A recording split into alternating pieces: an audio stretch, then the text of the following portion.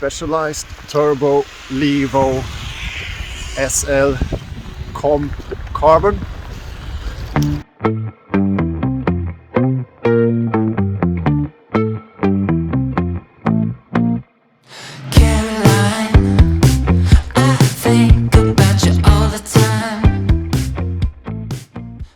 SL stands for super light, super licht, or super leggera, I don't know. But this is Specialized take on a low-powered e-mountain bike. It weighs in at 19 kilos, exactly this model, but the high-spec model weighs in at around, or actually less than 17 kilos. I got to borrow this bike from Specialized concept store in Gothenburg, so thank you very much. I didn't get paid to review this bike, so the thoughts of this bike are my own. Almost 8,000 euros is a lot of money for a low-powered e-bike. So the question is, why pay more for less?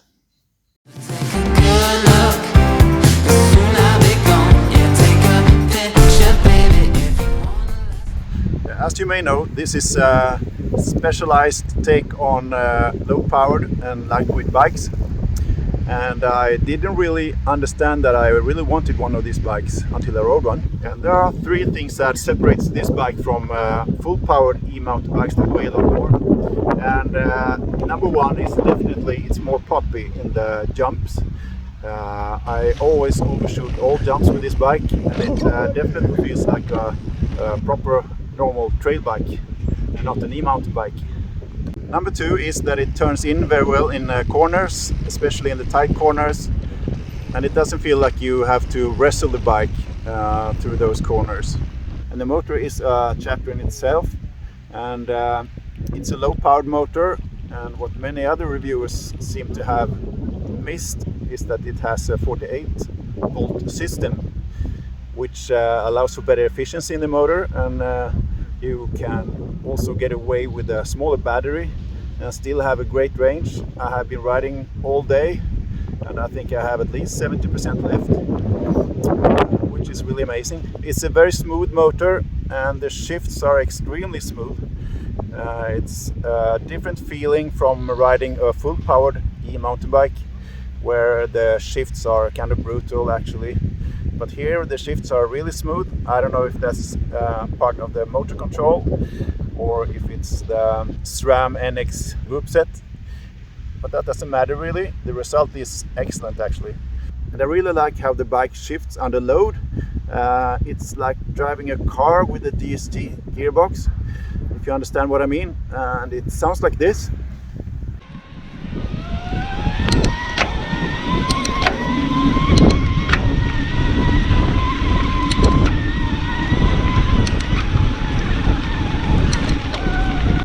And this is one of those bikes that you didn't know that you wanted until you saw one and until you rode one.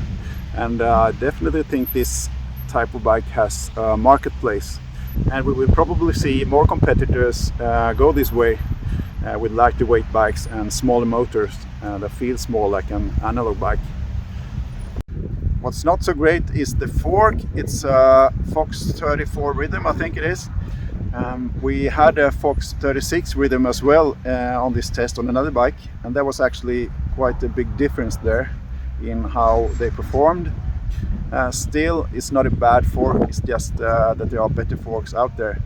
And I think this is a compromise between travel and weight.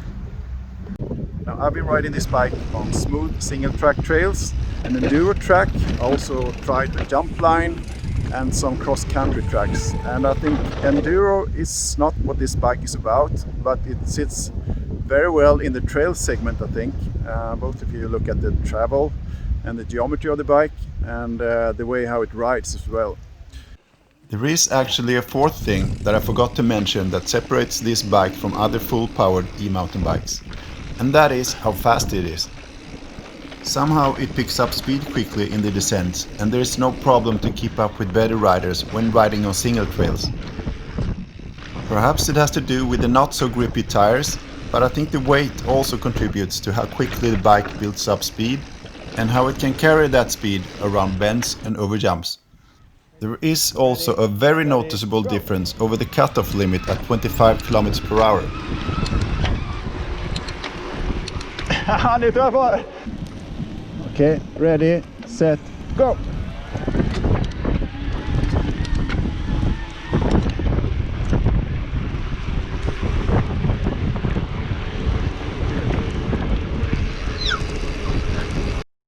For 2021, the Turbo Levo SL keeps the key specs from last year. The frame, travel, wheel size and motor stay the same. New for 2021 are some component changes through the model line. Suspension, brakes, wider range cassettes are revised on some models. I think on a light, low-powered e-mountain bike it makes sense to have many gears and a wide range, since you need to use your legs more, like on a regular mountain bike. I'm not entirely sure what is new with this particular Comp Carbon model, so I will leave that unsaid. Here are 3 annoying things with the Turbo Levo SL. I have tested this front tire before, and when pushing hard, the grip just isn't there. They are fast rolling though, and I think they are better suited for fast cross-country rides. This bike sits just between a normal MTB and a full-powered eMTB. The highest power settings on the SL is about as powerful as a Tour setting on a Bosch motor. You pay for the tech and the beautiful light frame with its light components.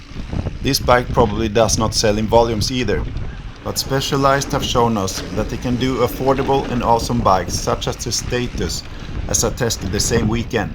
My wish is that the volumes of this bike and bike type go up and the prices can come down to more affordable levels.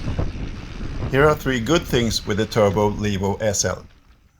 I was very surprised how light and playful the bike felt despite its 19 kilos. It definitely felt more like a great analog trail bike than an e-bike.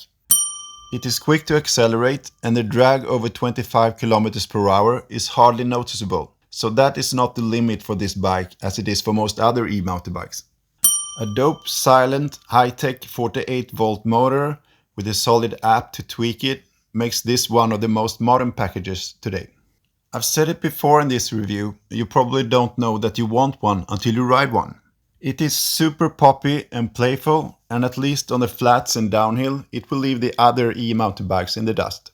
The color of the bike is appropriate, because this is the Ferrari of e-mountain bikes. Let's come on.